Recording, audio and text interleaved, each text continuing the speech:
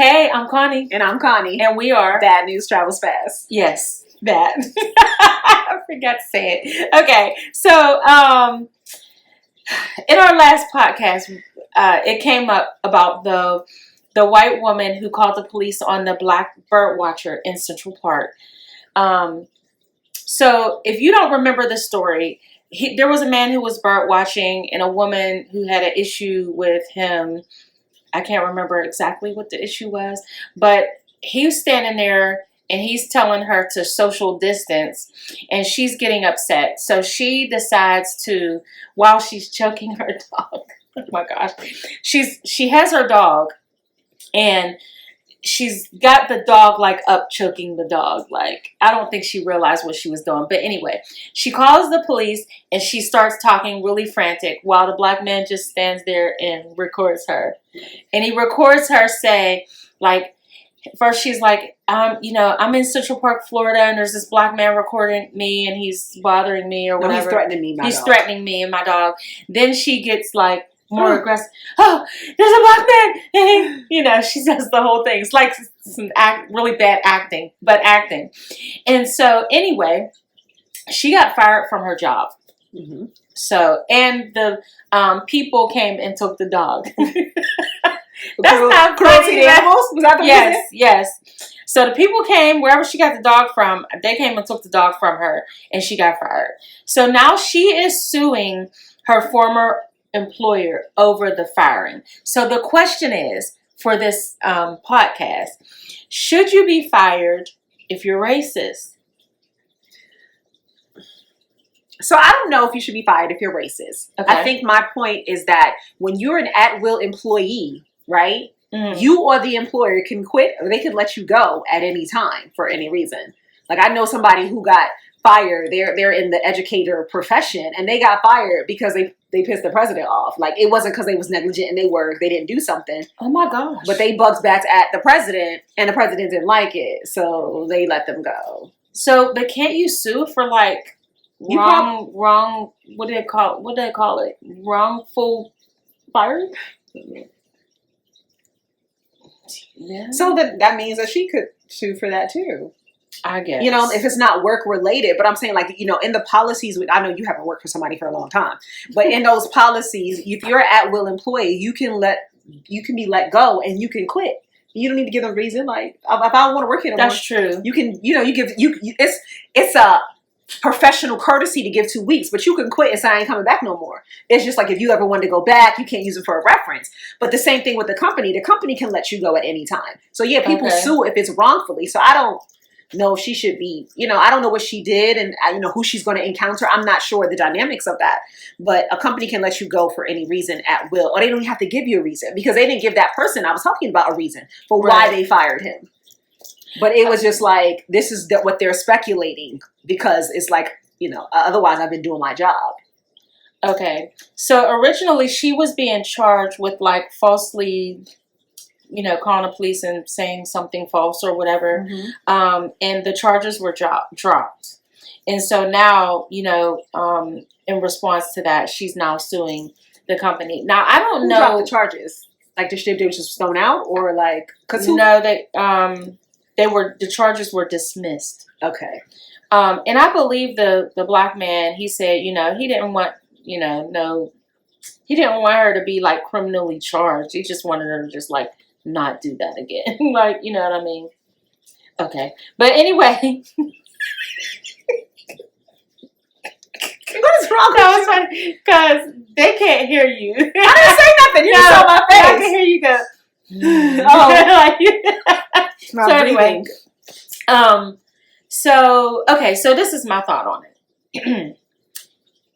It's almost like you are representing the company in a sense, but not really. I mean, it's such a catch-22. Like, it's not like she was on the job. At least I don't think. So, but you represent the company. Mm-hmm. So if it goes worldwide that you did this racist thing or this really jacked up thing, and people know that you work for the company, it can look bad. The issue is the company needs to let the people know that this is not what we stand by or what we believe. Yes. So it's almost like if you go viral, the issue is that you went viral.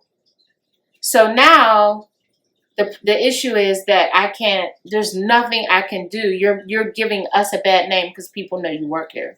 Right. And you can draw business away because you work here. They're going to feel like that's what the company is about, because you try to hire people who have your mission and motto at heart. That's why they listen to the mission of the company. You're going to flow within the mission. Yes. And you don't want people to misconstrue, that. Yeah, so I think that's what the issue is that she went viral, and so she became well known. And so also too, when you go viral, people will see where you work at and call your job and do crazy stuff. No. You know what I'm saying? Because all that stuff is usually public record. So I think because of the whole viral thing, I think she didn't necessarily have to be fired if it didn't go viral. Do you get what I'm saying? Yeah. But then what do you do with an employee that's racist if you have all races coming into your business? That's a hard thing. Like if I found out somebody who's racist that worked for me, I don't know. I think I would have to have a long talk with them. Like, right, but you would why only are you find even out working for me. You would only find out if they said something inappropriate to a client. Yeah, this is true, right? Because if you need a job, hey, if they say something inappropriate to a client, they have to be fired. I mean, you have to be fired. Okay. Yeah. So then they got fired for being racist. No, they got fired for saying something inappropriate. Yeah. Okay, right. Because they said, because it was done on the job. This was your personal life. And I think that's a challenge too. Because you have your own personal life that is supposed to be separate from your job or whatever. Mm-hmm. And sometimes that interferes. Yeah. And also too, so like on the other side of the coin, if I hear, like say I'm interviewing someone black and they're talking about white people, I'm not hiring them either. Right. We said racist. Like or prejudice. We didn't say which way. Like we're equal opportunity wrongdoer. Like you know what I'm saying? Like if it's wrong globally, like I'm an equal opportunity if this isn't wrong. I am against hatred for all people. I am against racism of all people. I'm against oppression of all people. Like we equal opportunity. I wouldn't let that slide. I'd have a whole problem with that. Like, yeah, no, not you. Because you can't be having something against our clients. Like what the heck? We got white clients. What are you doing? Yeah, so anyway. Okay. So yeah, that was that. Okay. So what is the answer? Yes, or are we just saying depends on the situation? It depends on the situation. Right. Because so let's say your employee was acting that way and it went viral, right? And you didn't know that she had some issue with however way you want to go, black, white, black, and then it came out viral. Yeah, because she got to go into people's house now. Anything viral is going to have you messed up because the whole world knows.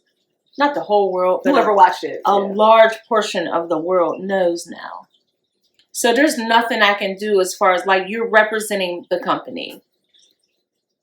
So I can't have you messing up my business. That's the thing. That's the thing. Even when I pledged Delta, right? They was like, y'all can't be out here acting crazy. Don't have your little bag going for your middle night, your late night booty call or whatever. Because when they see you, they don't see just the individual. They see a Delta. They see it right. And so that's the thing about labels. They follow you. Yep. And everything, it is. So if you do something wrong, even we talked about the Kurt Franklin thing or whatever, it's like, oh, he's supposed to be a Christian, right? So now the Christian label's being thrown out when we see you doing something inappropriate. Yep. Or whatever. And that's the challenge with labels, that they do follow you. But sometimes the label to have, like, it's a challenging thing. I don't know. It is. And too bad we don't, we did the Betty Boop? Mm-hmm. Go ahead. Too bad we don't think of that more as Christians. Like just as far as, the way we live and how we operate outside. You'll oftentimes see. I remember one time I was in not the grocery store. I was in like a Burlington. And I could hear like a lady like being loud and like getting a little belligerent or whatever. I didn't really recognize her voice. But once I got up in that line, I was like, oh my goodness, like, that's the lady from church. She's acting crazy in the store about the prices and whatever else. And I was just like, oh my goodness. Oh my goodness. Like, you're out here in front of everybody. So would it have been better for her to pretend because she's out and be somebody different at home? No, but you could keep your composure. She might not keep her composure at home, so she'd be in her. No, obviously.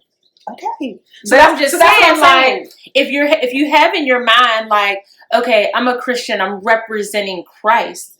Like, okay, you're not giving me the answer that I need to speak to a manager. If the manager is not giving me the answer that I need you to give me the information so I can file a complaint. Consuelo, who you are, and when you get mad, like, you act like that's on the forefront of people's mind. Christian. But that's what I'm saying. Like, it should be. Right. And I'm not excusing anybody's behavior, but my question is, maybe that needed to happen because sometimes things need to come out so that you can deal with it. Because they're probably very composed at church, and we put on the hat or the mask or whatever we want to call it, and then we're another way. That's another thing that kids talk about. Like, my parents live two lives. They're one way at church, they're one way at home. So it's like, and this is so true. Right. And so the challenge is, it needs to come out like that because maybe she needs some prayer or something to work through or whatever. But if it stays quiet, it doesn't get dealt with. If it stays a secret, it doesn't get dealt with. So that's my. And maybe once she see me, and so when I got in line, I was like, oh snap, that's the lady at church, and I just put my head down because I just started praying because I now felt bad, like if she sees me. But she didn't see me. All right. So, but I just started praying, like, Lord, help her, whatever the issue is. Right. And had you not seen that, you wouldn't have started praying for her. Now this is true. Right. So it's good. But I know she felt shame when she saw me. Right. And she probably didn't need to feel shame because shame is not of God, right? Yeah, but I get it though. Yeah, I know. I was with one of my mentees, right? And we go to the church, and I'm in, my New York rise up real quick. It don't take much. And so I'm sitting there, and the light just turns green, and I don't know who behind me starts beeping the horn like they crazy. So I slowed down and I'm turning. My mentee like, Minister Connie. I said, oh. I'm like, who? Like, yes. You about to do that all. Like, who is beeping? Right. She was like, Minister Connie. I said, oh. And I was kept on going. Right. Okay. God is so good like that. He will intervene. I remember one time my husband was in the hospital. This was a couple years after we got married. He was in the hospital. And, his IV wasn't put in correctly, and it was like leaking. Mm-hmm. And so I pushed a button, and I said to the nurse, his bed is wet. So I shouldn't have said that. I should have said the IV is leaking. Right, because she thinking he just peed on himself or something. I said his bed is wet. That don't matter. You should still pay him. Child. I'm taking deep breaths now. So I called. I said his bed is wet. Time goes by. They're taking him down for some testing. They put him in the hallway.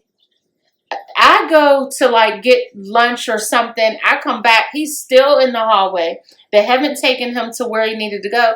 And they didn't change the sheets and stuff.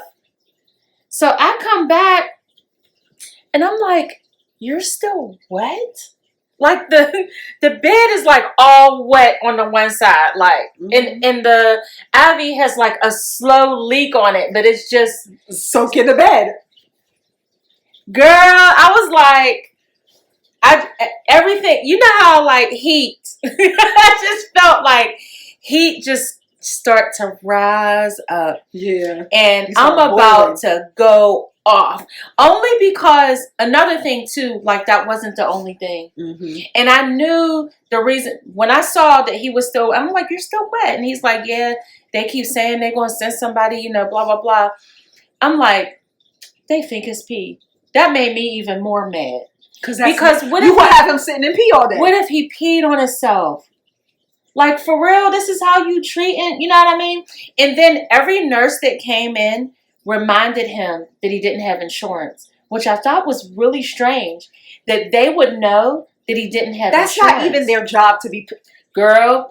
So all this stuff, I'm about to start praying. All the stuff from the couple days that he was there, that now built up to you ain't changing his thing. See, because you ain't doing that first time. Girl, You are a firecracker about to go off. Right. So I'm about to blow, like really blow. I feel it coming, and I don't got there's no letting this, there's no holding back. Mm-hmm. And my friend, who is a pastor, well, he wasn't a pastor and he was just a minister. He said, prophetess, because he always called me prophetess. Prophetess.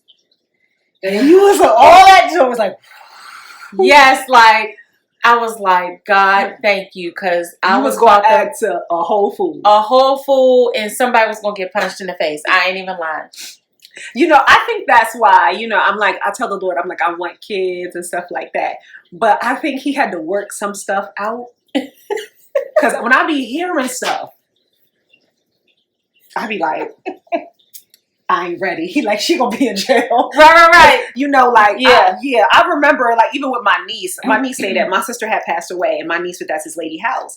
And she had, like, I don't know, she had, like, a rash or something that happened or whatever. I don't know if she ate something or something. So the lady didn't know what it was. So she made her sleep on the floor. And then she put some stuff on it. So my niece calls. I think she calls us while she there, like, you know, auntie, like, can you just, you know, whatever, I want to go home. You know, I don't know if her dad dropped her off or whatever. It's like that. So Elena calls me, and we talking, and I'm livid. I said, we gonna call a lady. And Elena like, no. And you know, so the thing about Elena's like a rowdy one too. So when I'm not rowdy with her, she mad at me, right? And so she calls, she's like, Connie, like, you know, what we gonna say and stuff like that. I'm like, no, like, we need to handle this like Sophia would. So I told her, like, I'm not yelling at her, but I'm like, ma'am, you know, I understand that my niece, something happened or whatever like that. She was like, yeah, I didn't know what it was. She said, I put some stuff on it. I said, well, ma'am, like, why you didn't call her father, or why you didn't call us? You don't know if she's allergic to something. Like, you just put cream on her. And then you got her on the floor. I said, so if you feel uncomfortable with her being at the house, why don't you just send her home or take her home? You don't have her sleeping on no floor.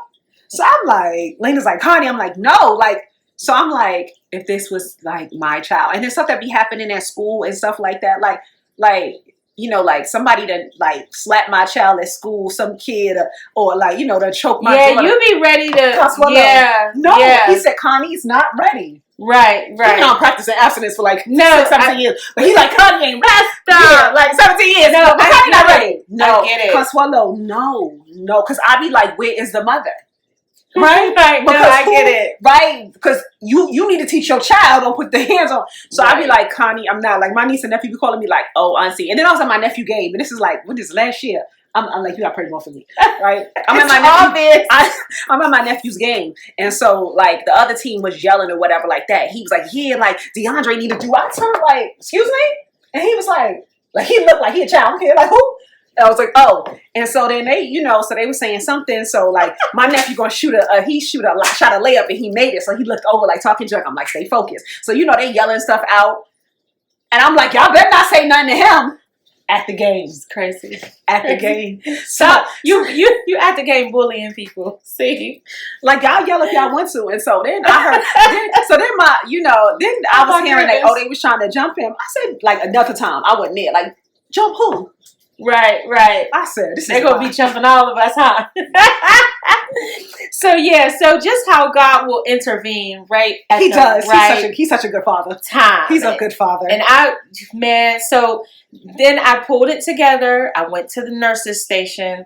I said, listen, the IV is leaking on the bed, and the bed is wet, and it's been wet a little bit too long, and y'all need to change it right now.